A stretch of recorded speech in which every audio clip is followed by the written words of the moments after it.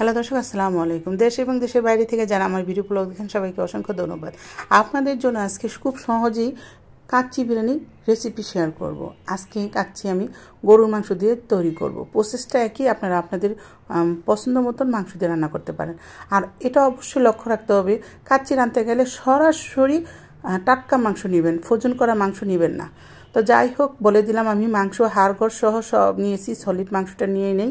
আর এখানে মাংসটা বড় বড় থাকবে, এটা অবশ্যই লক্ষ্য রাখতে হবে। যাই হোক, এখন আমি দিয়ে দিব এক এক করে মশলা উপকরণগুলো কিন্তু দিয়ে দিচ্ছি। আদা, রসুন, জিরা, পেঁয়াজ বাটা দিয়ে দিলাম, শুকনা মরিচ দিয়ে দিলাম 1.5 চা চামচ। আপনারা আপনাদের ঝাল অনুযায়ী দিবেন। আর যদি আমার মাপের তৈরি করতে চান তো সেম অবশ্যই ফলো করবেন। এখানে দিয়ে দিলাম লবণ, 1.5 চামচের মতো লবণ দিয়ে দিলাম, কারণ লবণ না হলে ভালো লাগে না। এখানে দিয়ে দিলাম ধনিয়া ফাঁকি 1/2 চামচ দিয়ে দিয়েছি। আর দিয়ে দিব গরম মশলা ফাঁকি। এখানে বিরিয়ানির যে প্যাকেটটা বাজার থেকে কিনে সেটা আমি ঘরেই তৈরি করেছি, সেটা দিয়ে দিলাম। এখানে সব মশলাই এখানে আছে, উপকরণ একসাথে ব্লেন্ড করে তারপর নিয়েছি। দিয়ে দিলাম 1 চা চামচ মতো চিনি দিয়ে দিতে হবে জিরা ফাঁকি। জিরা আমি কাঁচাটাও দিয়েছি, আবার ফাঁকিটাও দিয়েছি। ঘরে থাকা মশলা দিয়ে কিন্তু আজকে কাচ্চি তৈরি করবো, আর খুব সহজেই কাচ্চি তৈরি করতে পারবেন। বেশ পরিমাণ পেঁয়াজ লাগে কাচ্চি বিরিয়ানিতে, অবশ্যই বেশ পরিমাণ পেঁয়াজ লাগে। আর সম্পূর্ণ রেসিপিটাই পেঁয়াজ বেরেস্তা দিয়ে তৈরি করতে হয়। তারপর দিয়ে দিলাম আস্ত গোটা কিশমিশ, আমি বেটেও দিব। দিয়ে দিতে হবে 1 চামচ, আমি এখানে 1 চামচ দিয়ে দিলাম টমেটো সস, আর দিয়ে দিব সয়া সস 1 চামচের মতন। আপনারা অতিরিক্ত মশলা দিলে সেক্ষেত্রে একটা বাজে স্মেল আসবে, সেই জন্য আমি অল্প মশলা দিয়ে তৈরি করব। আপনারা সেমভাবে দেখে অল্প মশলাই দিয়ে তৈরি করবেন। যদি আমার রেসিপিটা ফলো করেন তাহলে আমি যে উপকরণগুলো দিচ্ছি মাপ বলে দিলাম, সেই উপকরণ দিয়ে আপনারা তৈরি করতে পারেন আর খেয়ে দেখতে পারবেন। এখানে টক দই দিব 1 টেবিল চামচ, এটা কিন্তু টেবিল চামচ হবে, চা চামচ না। আমার হাতে যেটা আছে এটা চা চামচ, তো চা চামচ না, টেবিল চামচ 1 চামচ দিয়ে দিলাম। আর এখানে 3-4 রকমের বাদাম আর কিশমিশ বাটা মশলা বেটে রেখেছি, সেটাও দিয়ে দিলাম। দিয়ে তারপরে এখন বেরেস্তার যে পেঁয়াজ ভাজার যে তেলটা সেটা দিয়ে দিলাম। তো এখানে দিয়ে তারপরে ভালো করে মাখামাখি করতে হবে, অবশ্যই মাখতে হবে। তারপর মাখার পর আপনি যদি রাত্রে যদি এটা মশলাটা মেখে রাখেন, সকালে যদি তৈরি করেন তাহলে অল দ্য বেস্ট। আর যদি সঙ্গে সঙ্গে রাঁধতে চান সেক্ষেত্রে কিন্তু তেমনটা স্বাদ আসবে না। ঘন্টা 2 অবশ্যই ম্যারিনেট করে রাখতে হবে। বাবুর্চিরা যেটা করে আমি সেটাই করব, অবশ্যই খেয়াল রাখতে হবে প্রিয় ভাই এবং বোনেরা। ভালো করে মশলাটাকে মেখে নিব। দেখতেই পারতেছেন খুব সুন্দর করে কিন্তু মেখে নিচ্ছি। তো আপনারা অবশ্যই মেখে নেবেন, তারপরে রেখে দিতে হবে ম্যারিনেট করে। ঘন্টা 3 জন্য ম্যারিনেট করে রেখে দিব। দেওয়ার আগে আমি আগে থেকে কয়লা হিট দিয়ে রেখেছি, এখানে একটু তেল দিয়ে তারপর ভাপটা ঢেকে দিব একদম। কোনো মতে যে ভাপটা না বের হয়ে যায় সেজন্য ঢেকে দিতে হবে, যে আমি ঢেকে নিয়েছি। অবশ্যই এভাবে ঢেকে দিবেন। কয়লার ফ্লেভারটা দিলে কিন্তু অন্যরকম স্বাদ আসে। আর গরম পানির মধ্যে চালটাকে ফুটিয়ে নিব। এখানে শাহি জিরা, তেজপাতা, লং, দারচিনি দিয়ে নিয়েছি। আর এখানে লবণ দিতে হবে, বেশ করে লবণ দিতে হবে। আমি 1 কেজি গরুর মাংসের মধ্যে এখানে 2 পট নিয়েছি। আপনারা চাইলে একটু বেশি নিতে পারেন, তাতে সমস্যা নেই। যেহেতু ঘরে খাবেন সেজন্য একটু বেশি নিতে পারেন, চাল 3 পট নিতে পারেন। চালটাকে আমি 20 মিনিট ফুটাবো, 80% রেখে আমি 20% ফুটিয়ে নিব। তারপরে নিয়ে নিলাম আলুটা ভেজে নিয়েছি। আর মাংসটা কিন্তু সফট হয়ে গেছে, অনেক সময় পর্যন্ত ভিজিয়ে রেখেছি, ম্যারিনেট করে রেখেছি বলে সফট হয়ে গেছে। আর কয়লাটা সরিয়ে নিলাম। আর এই মাংসটা যখন কাচ্চিটা যখন আপনারা খাবেন তখন এটার যে স্বাদ, এটা বিয়ে বাড়ি বলেন, তারপর রেস্টুরেন্টে বলেন, সব কিছুকে হার মানিয়ে দিবে।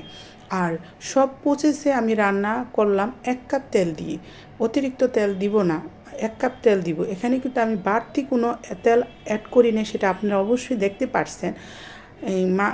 পেঁয়াজ বেরেস্তা ভাজার যে তেলটা সেটা দিয়েছি, আর আলু ভাজার যে তেলটা সেটা দিয়েছি, আর বাদবাকি ঘি দিব। তো এইটাই আমার তেল, সব মিলে আমি 1 কাপ তেলও এখানে ব্যবহার করিনি। মাংসের মধ্যে দিয়ে দিলাম বেরেস্তা দেওয়ার পর আলু দিয়ে দিলাম। আলুটাকে আমি 70% সিদ্ধ করে নিয়েছি। আর চালটাকে আমি 20% সিদ্ধ করে নিয়েছি, 80% আমি কাঁচা রেখেছি।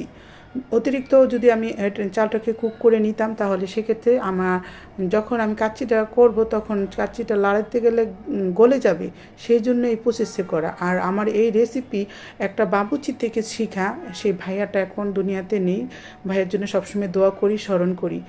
আর এখানে আমি 1 কাপের বেশি দুধ দিয়ে দিলাম।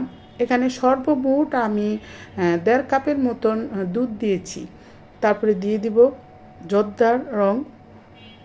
এটা কাচ্চিতে দিতেই হয়, এটা একটা অন্যরকম লুক, এটা কোনো স্বাদ না, বাট একটা অন্যরকম লুক আসবে, এটাই বাস, আর কিছু না।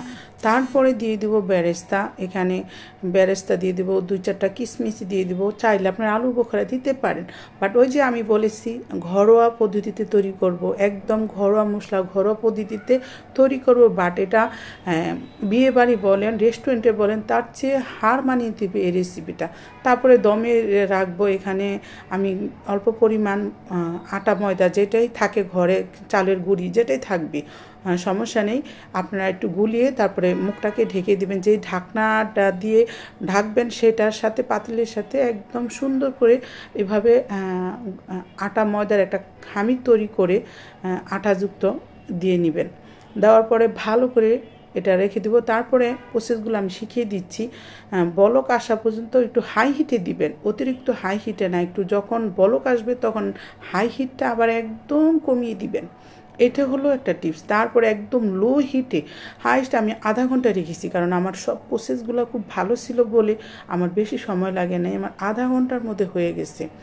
তো আপনাদের মাঝেই আমি কিন্তু শেয়ার করতেছি, আর পাই টু পাই বলে দিচ্ছি, টু জেড বলে দিচ্ছি। আধা ঘন্টা পর আমি ঢাকনাটা তুলে নিব। ঢাকনাটা অনেক শক্ত হয়ে গেছে, একটু ছুরি দিয়ে আলগা করে নিলাম, নেওয়ার পরে ঢাকনাটা তুলে নিলাম। আমি যদি চালটাকে অর্ধেক সিদ্ধ করতাম তাহলে সেক্ষেত্রে চালটা কিন্তু একদম নরম হয়ে যেত, সেই জন্য 20% সিদ্ধ করে নিয়েছি। আর আরেকটা টিপস আমি শিখাই দিই, ভিতর থেকে যখন মাংসটা লাড়া দিবেন, যদি দেখেন এখানে চামচের মধ্যে কিংবা খুন্তির মধ্যে ঝোল ঝোল থাকে তাহলে বুঝবেন যে এটা হয়নি, আরেকটু চুলায় দিতে হবে, দমে দিয়ে রাখবেন। দমে দিলেই কিন্তু হয়ে যাবে, তখন একটু জালটা বাড়িয়ে দিবেন। আর তলে কিন্তু একটা তাওয়া দেওয়া আছে, সেটা অবশ্যই দেখতে পাচ্ছেন।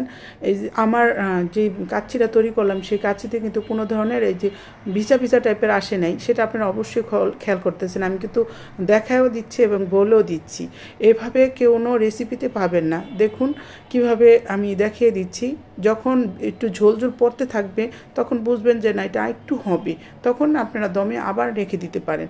আর মাংসটা এত সফট হয়েছে, কারণ কাচ্চি তৈরি করতে গেলে সলিড মাংস নিতে হয়, এটা সবসময় মনে রাখবেন। সবসময় কাচ্চি তৈরি করলে সলিড মাংস নেবেন, ভোজন করা মাংস দিয়ে কখনো কাচ্চি রানবেন না, কাচ্চি হবে না। কাচ্চি হবে বা মাংসটা সফট হবে না, মাংসটা একদম শক্ত থিতলার মতন হয়ে যায়, ওটা কী জানি বলে, একদম হার্ড হয়ে যায়। তো যাই হোক, সব প্রসেস কিন্তু আমি বলে দিলাম আপনাদের সহজ বোঝার জন্য, যাতে আমার প্রিয় ভাই এবং বোনেরা সবাই ঘরে কাচ্চি তৈরি করতে পারে, আজকের পর থেকে বাইরে থেকে যাতে কাচ্চি না এনে খায়। আর রেসিপিটা যদি ভালো লাগে অবশ্যই লাইক কমেন্ট শেয়ার করে দিবেন, আর অবশ্যই ট্রাই করবেন। এটা স্বাদ পেতে হলে অবশ্যই ট্রাই করতে হবে। আমি অনেক কিন্তু আহামরি কোনো মশলা দিই না, সেটা আপনাদের এই দেখতে পারলেন। আর দেখুন কি সুন্দর সফট হয়েছে মাংসটা, আর কি সুন্দর জুসি জুসি একটা ভাব আসছে, দেখতেই পারলেন কি সুন্দর সফট হয়েছে। আর আপনার পরিবারের সবাই খেয়ে অনেক হ্যাপি ছিলাম, অনেক মজা হয়েছে আলহামদুলিল্লাহ। রেস্টুরেন্ট বিয়েবাড়ি কেউ সেন্টারকে হার মানিয়ে দিবে আজকের এই কাচ্চি। সবাই ভালো থাকেন, সুস্থ থাকেন, আল্লাহ হাফেজ।